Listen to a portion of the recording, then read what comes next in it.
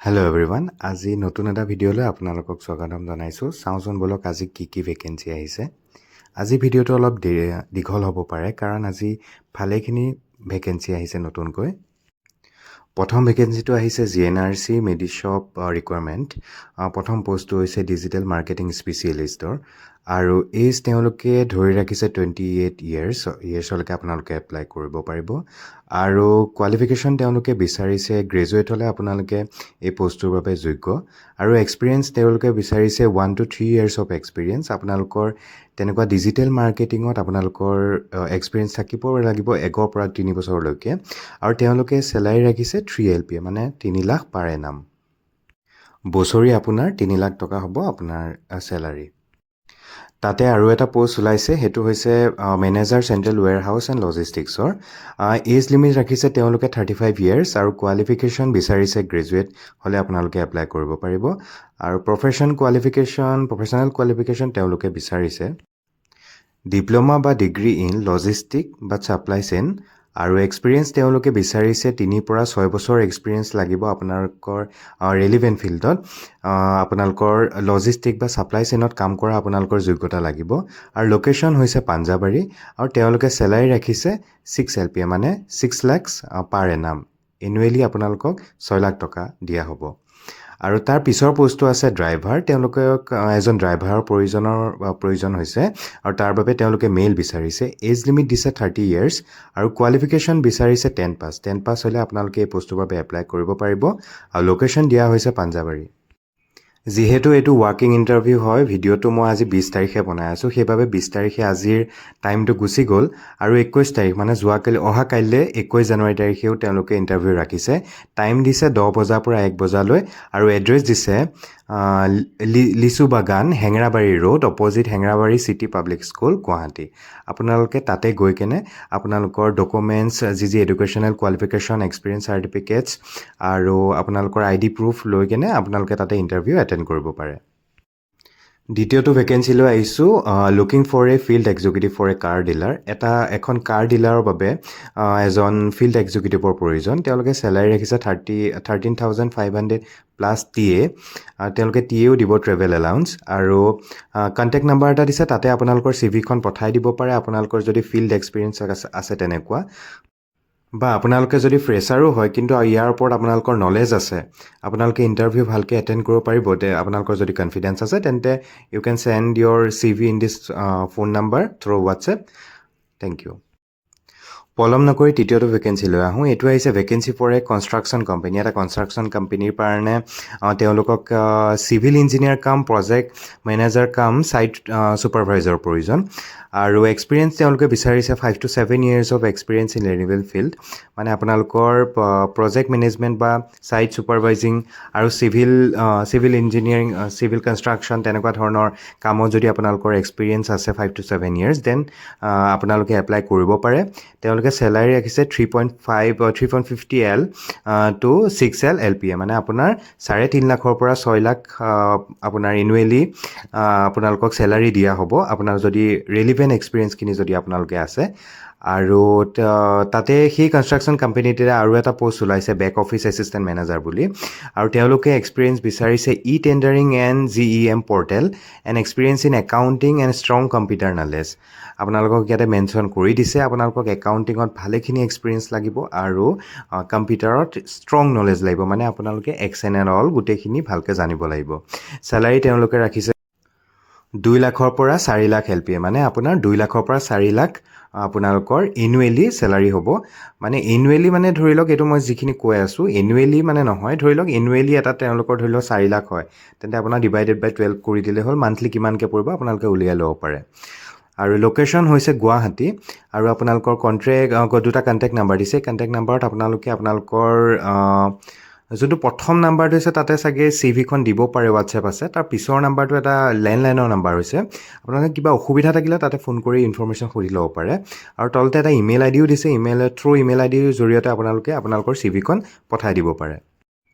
পলম নকৰি আজিৰ দিনটোৰ আটাইতকৈ বেছি ভেকেঞ্চি থকা আমি পোষ্টলৈ আহিছোঁ। এইটো আহিছে ষ্টেট চাইল্ড প্ৰটেকশ্যন ছ'চাইটিৰ পৰা। প্ৰথম ভেকেঞ্চিটো আছে, 4টা ভেকেঞ্চি আছে কল অপাৰেটৰ। তেওঁলোকে graduate with 2 years of experience in computer application. কম্পিউটাৰত আপোনালোকৰ 2 বছৰ এক্সপিৰিয়েঞ্চ থাকিব কম্পিউটাৰত কাম কৰাৰ। আৰু লোকেশ্যন হৈছে WCD control room, Beltola, Guwahati. আৰু তেওঁলোকে চেলাৰী ৰাখিছে 14,000। একেটা অৰ্গেনাইজেশ্যনতে আৰু এটা ভেকেঞ্চি ওলাইছে প্ৰজেক্ট কৰ্ডিনেটৰ। তেওঁলোকে বিচাৰিছে post graduate in social work, sociology, child development, education, human rights, public administration, law', psychology, psychiatry, public health and community research মেনেজমেণ্টত আপোনালোকৰ কোৱালিফিকেশ্যন লাগিব। তেতিয়াহে আপুনি এই যিকোনো এটা ছাবজেক্টত আপোনালোকৰ যদি পষ্ট গ্ৰেজুৱেট আছে তেন্তে আপোনালোকে এপ্লাই কৰিব পাৰিব। And diploma in computer application, যিহেতু আজিকালি কম্পিউটাৰটো মেণ্ডেটৰী, কম্পিউটাৰ লাগেই। আৰু এক্সপিৰিয়েঞ্চ বিচাৰিছে 2 years of experience in project implementation and formulation and monitoring, reporting, networking and supervision, preferentially in field of women and child development. আপোনালোকৰ monitoring কৰাৰ experience, reporting, networking, supervision এনেকুৱা ধৰণৰ যদি আপোনালোকৰ কাম কৰাৰ যোগ্যতা আছে, আপোনালোকৰ 2 বছৰ এক্সপিৰিয়েঞ্চ লাগিব, তেতিয়াহ'লে আপুনি এই পষ্টটোৰ কাৰণে এপ্লাই কৰিব পাৰিব।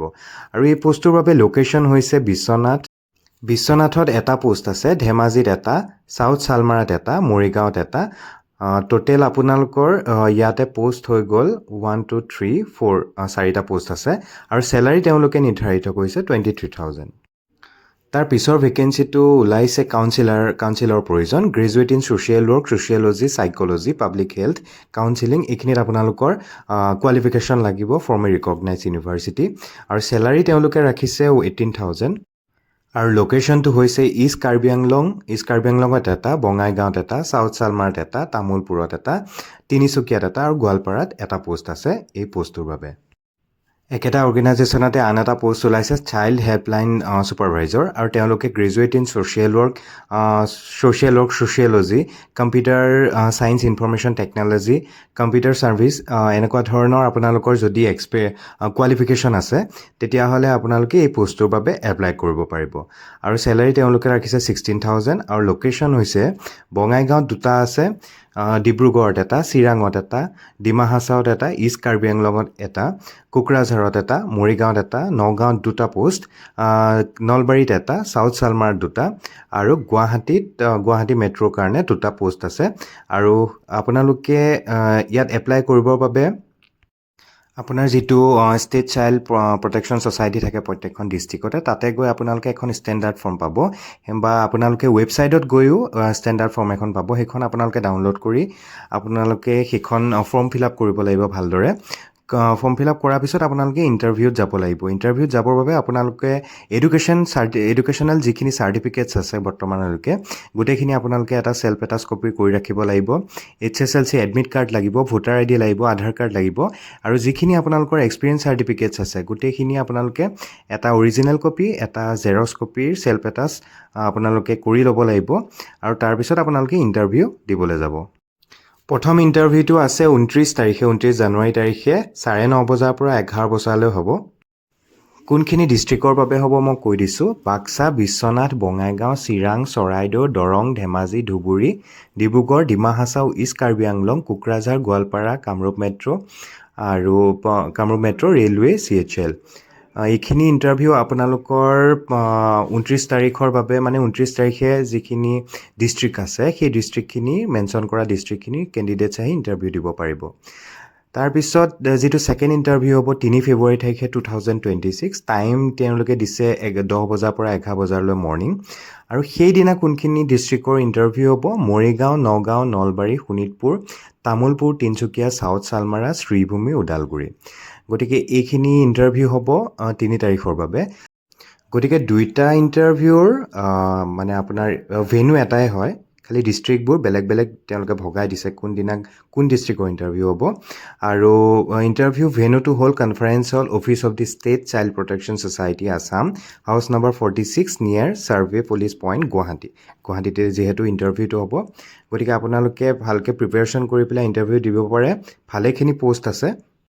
আৰু কিবা আপোনালোকৰ প্ৰব্লেম থাকিলে আপোনালোকে অফিচিয়েল ৱেবছাইটত গৈও তাতে আপোনালোকে চেক কৰিব পাৰে কিবা অসুবিধা বুজি নাপালে তো আজিৰ কাৰণে এইখিনিয়ে ভেকেঞ্চি আছিলে আপোনালোকে যদি ভিডিঅ'টো খুব ভাল লাগিছে চেনেলটো ছাবস্ক্ৰাইব কৰি দিব বন্ধু বান্ধৱীৰ সৈতে শ্বেয়াৰ কৰি দিব যাতে কোনোবাই চাকৰি এটা পোৱাত সুবিধা হয় ধন্যবাদ